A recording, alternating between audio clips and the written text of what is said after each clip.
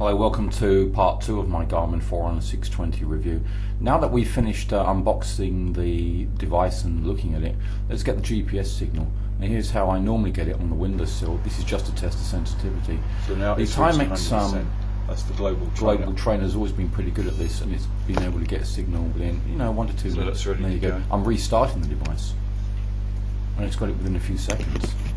So that's good as a benchmark. This is why I keep the global trainer. See, that's got the signal straight away. It's possible for it even works indoors. Garmin. Right. Oh, and that just briefly to let you know, I mean, look, the Timex is learning. Okay, and it does this occasionally to get the GPS signal from the windowsill.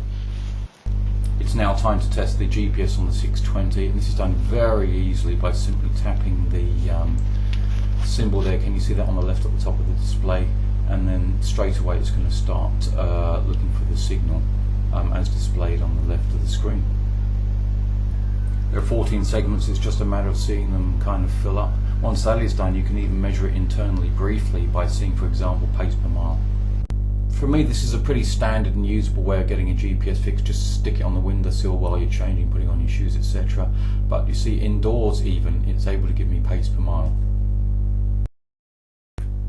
We're now going to be setting up for a run here, so of course we need the heart rate belt. That's the Garmin 621. It's proprietary, it's Ant Plus, but it also has the man on the bottom there, as you can see, showing the running dynamics that are included with the accelerometer there. After that, we're going to be setting up with the running profile.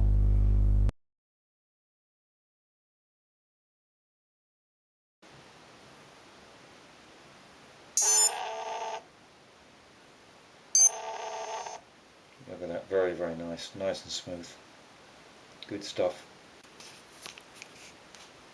Heart rate searching. Now let's deliberately alter the Garmin settings so that I'm syncing with my own old Timex Global Trainer belt. Heart rate monitor, I'll put that in.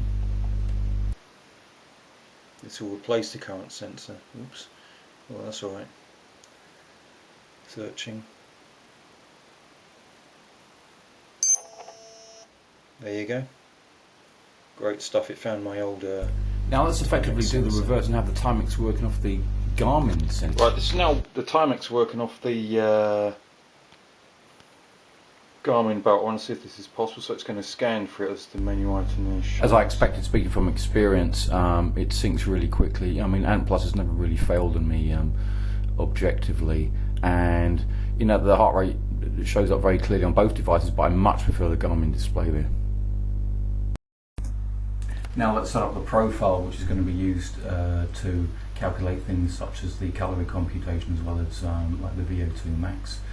And for the sake of this review, I am kind of inventing a profile just to make myself slightly younger as well as slightly lighter, so that the fitness results will reflect the effort that I'm going to put into subsequent workouts here. As you can see, it's very, very nicely laid out, really easy to set.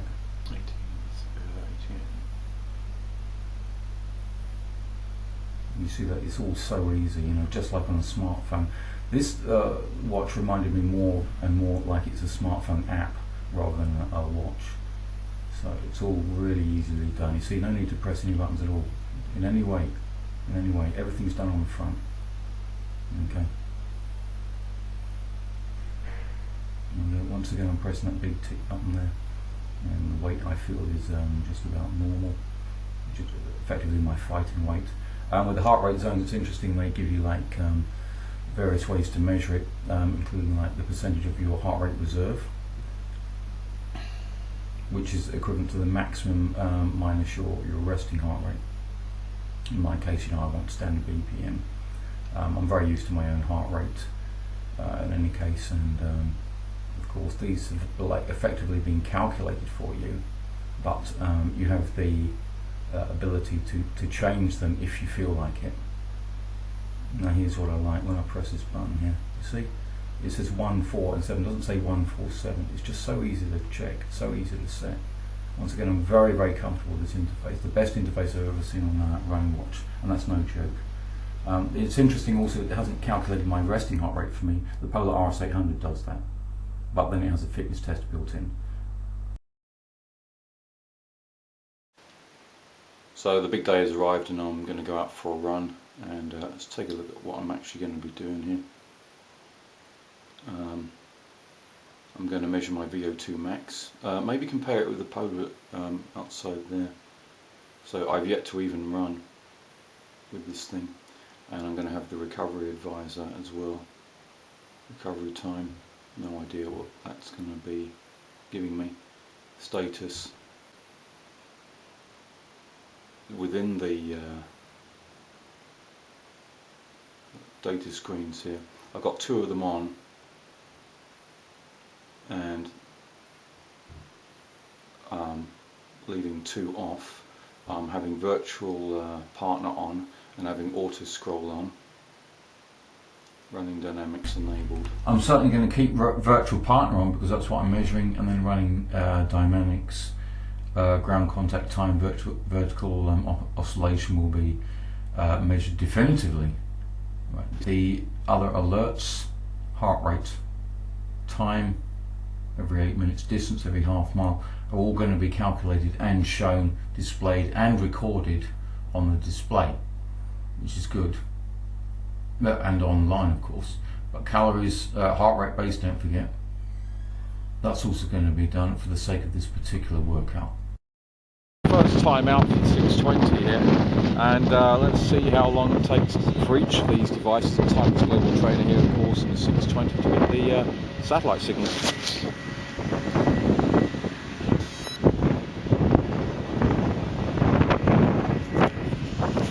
Okay, Timex Global Trainer working quite well, as it normally does. Garmin, it takes longer to start up, of course. And now the GPS of both devices after approximately 1 minute. HR monitor, which I have on, which both the devices are running off, by the way.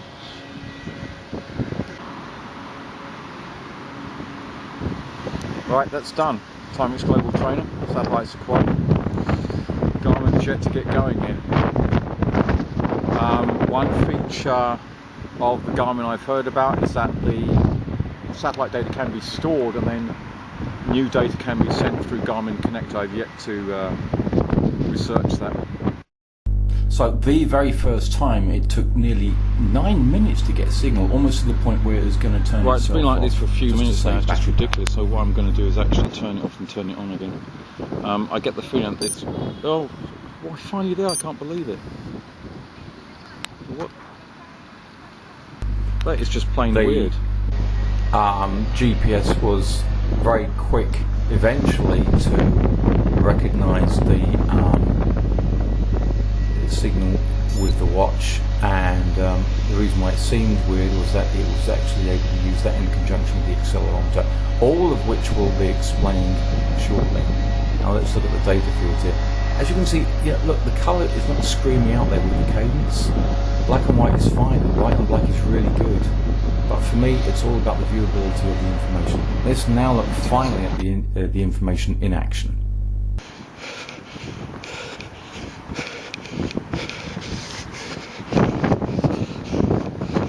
So it's going to be 1 mile, the distance as well as the auto-lapping.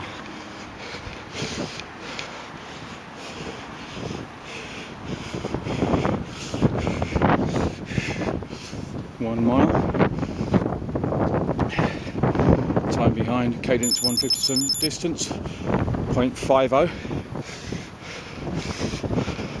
lap time 10:17. Wow, 1 for the lap. Very impressive, Garmin, very impressive.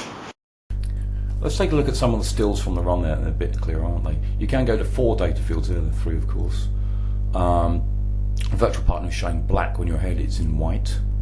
And there's the cadence display. Right, that is colour. Can you see how the colours are slightly washed out, but they're still very visible? Okay, and also you can choose obviously which one of the main metrics there is going to be prominent. Calories. Again, another 100 calories there. Now coming up, we're going to have the time alert.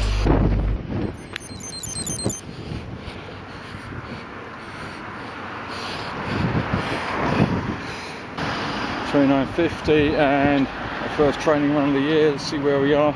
38.6, that'll do. Stop. Fantastic.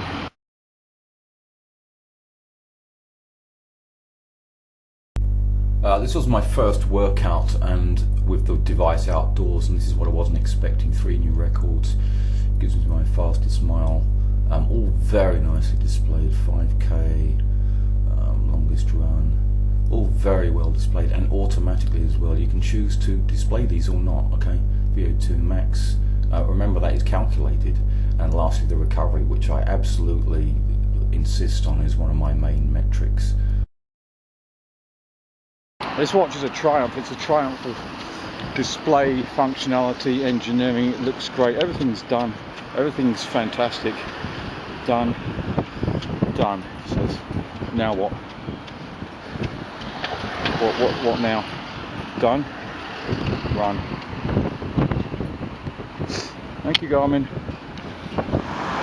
It's showing me now power save mode. Wonder what I should do. I think I'll leave it. I'll let it do its stuff. This alarm works really well as well. The vibration alarm, and now it's reset. Just a phenomenal job there, Garmin. Unbelievable. The best displayed run I've ever been on in my life, and this is just the start of my season. And thankfully, the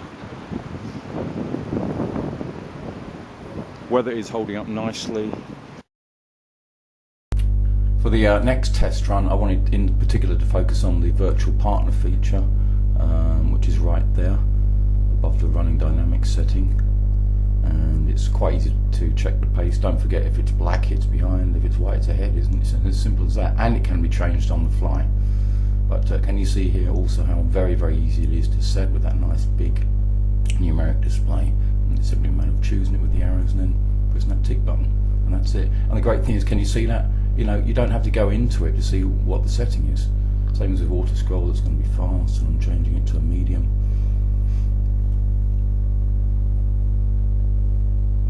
And lastly, for the alerts, I thought I'd do a heart rate setting and then change that. So I'm changing it manually now. It's not being chosen for me anymore, and that's just for this run. Once again, it's very easy to set.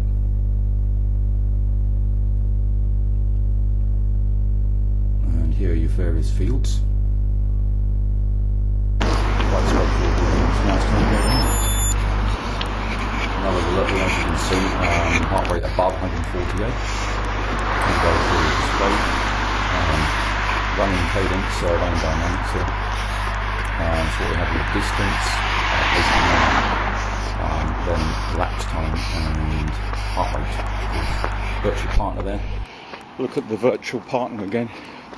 There you go. The virtual partner there is literally moving. I hope you can see that. 3.4 now. Yeah. Let's save it. Saving. 3 new records, eh? Oh yes. This for me is definitely one of the main parts of the watch, to be able to see your marginal improvement. In this case, only 3 days beyond that first 5K. run. Oh, 3 minutes off the one done 3 days ago. Longest run. Recovery time 23 hours. For the sake of clarity, here's one final look at the virtual partner, and what you can see there is that running man is the Garmin. That's the black figure in front of me, static at that point because I'm standing still, in green. Now let's take a look at the recovery metrics. The recovery check is literally live and it shows on the watch, and I found out that it was like the official I got the students would appear after the start of each run. Now here's me in one of my first runs, that's after 12 minutes, and in a subsequent night run it's also giving me this, but now it's after like only just over 10 minutes. Okay, so this is something that I had to investigate. I'm about to go out with the next few minutes for my run, and the resting pulse rate 4 hours after this jog. So as you can see there, I was deliberately doing 2 runs spaced quite closely together, then under about the same foot. What surprised me is that you can say recovery check fair, which is what it will do in subsequent runs. Let's see what it says about the recovery here. So 30 minutes. Recovery time 26 hours. Now that's what I want. It's recognised that I'm trying harder. The key thing is that the watch actually displayed a longer recovery time, knowing that I was more tired after that run.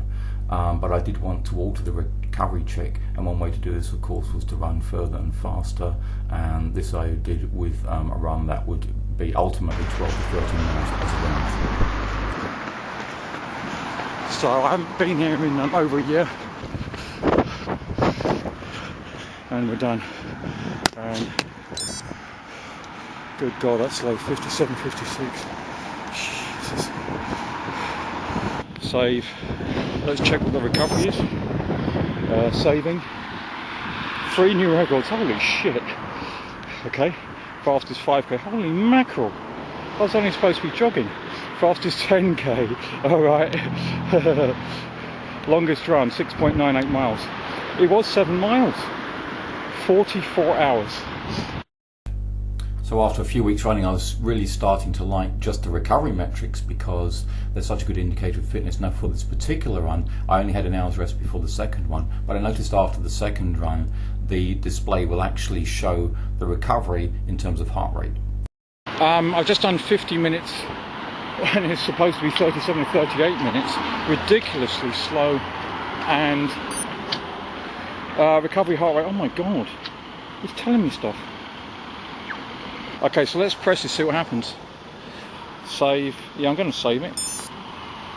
But it won't give me any records. 61 hours. Okay. So at this point, I'd already been running for about 3 weeks, 7 or 8 workouts a week, and it shows in various things, including like the VO2 max. New VO2 max detected. That's good. It's going up. It's going up. Recovery time 20 hours. And that's reverted 8.29 a mile. Still slow. And the great thing is that's all automatically displayed. There's a VO2 max display stored there on your watch, and with the race predictor you can then see what you could potentially be capable of. Again, all very motivating. This will be the first of my mountain workouts, this time testing the altimeter, but in subsequent workouts as featured in part 3 I'm going to be testing like the running dynamics and the training effect. We're now here at the base of the mountains. The Polar RS 800 is very, very good at counting altitude, but it needs to be calibrated, right? It's saying 270 feet. That's wrong. There's high pressure, so it's wrong by, like 90 feet or whatever. 362 feet is more or less within 30 feet, we're roughly 380, 390 feet in any case. Now, regarding the running dynamics, 182 there. 0.273 for the ground contact time. This is from an earlier workout, 154 and 0.345. So it seems as though I'm running harder, but I've yet to understand all this stuff. That was a tough one. Wow. 718. More or less accurate. That's good enough for me. Here's the second one. And good stuff. They're nearly spot on. The second climb is far more torturous, roughly from 800 feet to 1300 feet. 1305, you can read it there on the Polar, which is normally pretty accurate. Like I said, once it's been calibrated, I'm moving that, and then with the Garmin, 1287 feet. That was a tough one, very tough one. Wow. Sheesh. I'm now coming back down on foot to the exact point where I started the run, which is the edge of this stone wall here, which I always try to make exact so that I can get exact figures for my workouts. And right, that's not too bad. It took a while for the Polar's barometric altimeter to adjust from like 425 feet, like in the last few yards it's come down to 388 feet right there. So that, they're both within 10 or 12 feet of the exact metric, which is like 397 to 400 feet. So that, again, that's good enough for me, but it's best to take this as an average. For me, if it's within 20 or 30 feet, that's fine.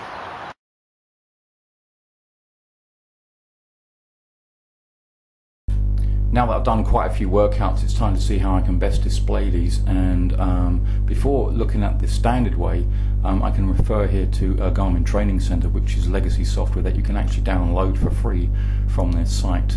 And this means that you don't have to get online, but I do recommend that you do.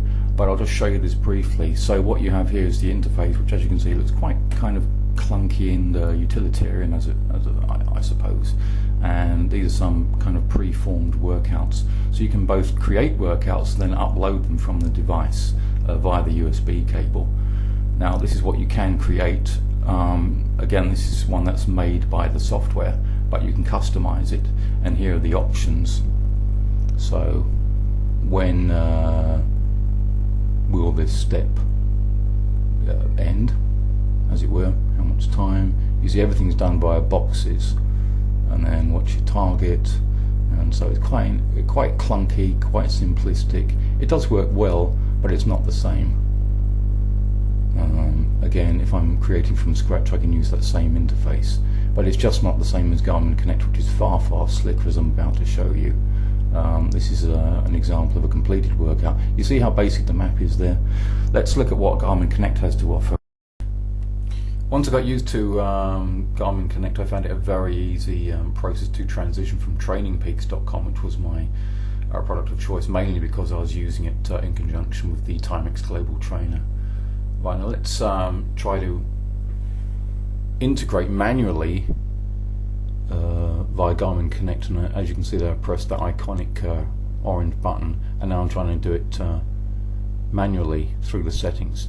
They both require me to install Garmin Express Fit. Now this is something new to me because I hadn't installed it before, even though I've tested numerous Garmin devices like the Forerunner 610 and the 910 XT. So now we install this. It's free, of course, 29 megabytes there. It's an easy download, takes less than 2 minutes, at least on my 4G compatible modem there. And wow, it's like a 90-second install, and also an easy installation procedure once you've downloaded it. There's just a small side menu there for you to be curious about if you are interested in just what's on offer there. First things first though, you need to add a device, and of course I'm going to do that with mine. Now this is what happened when I first tried to do it.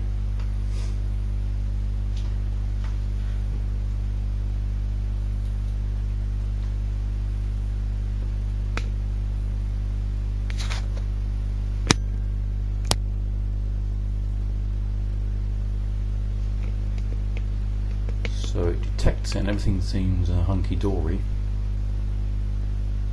and then of course you sync it to your account, because then that's what's going to happen every time you plug the watch in, via the USB cable of course. As you can see there, that's the charging cradle. Now nothing appears. What I'm expecting is a signing in form for the account. I then plug it in again. Connect it again. And then lo and behold, what we get is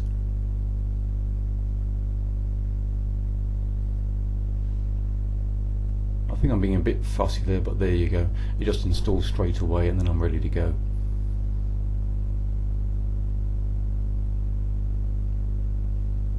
Now this is the interface for Garmin Express, and this is what you're going to get every time you plug the watch in. So you're going to get the software updates, and then you're going to get automatic syncing of your workouts.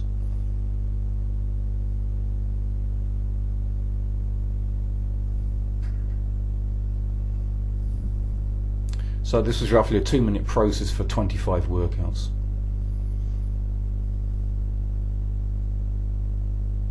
So that's just for the syncing.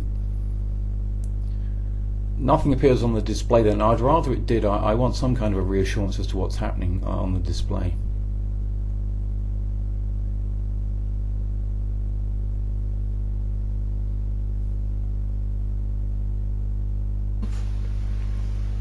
Right now, 3 updates are ready to install. You've got to be careful with this cradle, because since it's magnetic you might think you can just drag it around where you can't. So anyway, hold it carefully and then install updates. See what happens. This is another easy process, again only takes about a minute. Terms and conditions for performing updates.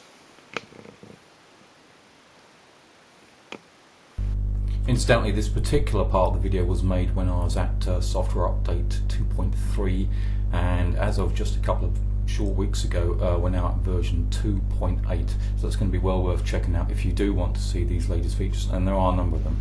That's in part 4.